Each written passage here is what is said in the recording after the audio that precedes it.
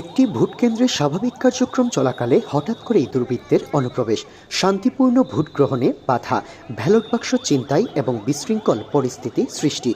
সাথে সাথেই ভোট কেন্দ্রে থাকা দায়িত্বপ্রাপ্ত সদস্যদের বডি অন ক্যামেরার মাধ্যমে কন্ট্রোল রুমের সাথে যোগাযোগ করা হয়। এরপর তাৎক্ষণিক ঘটনাস্থলে পৌঁছায় মোবাইল টিম, স্ট্রাইকিং টিম, সেনাবাহিনী, বিজিবি এবং র্যাব সহ অন্যান্য বাহিনীর সদস্যরা।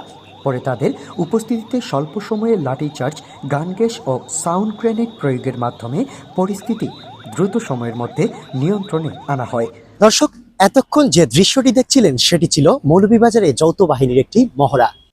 ত্রয়োদশ জাতীয় সংসদ নির্বাচন এবং গণভোট 2026কে সামনে রেখে ভোট কেন্দ্রের পরিস্থিতি স্বাভাবিক এবং শান্তিপূর্ণ রাখতেই মৌলভীবাজারে যৌথ বাহিনীর এই মহড়াটি অনুষ্ঠিত হয়।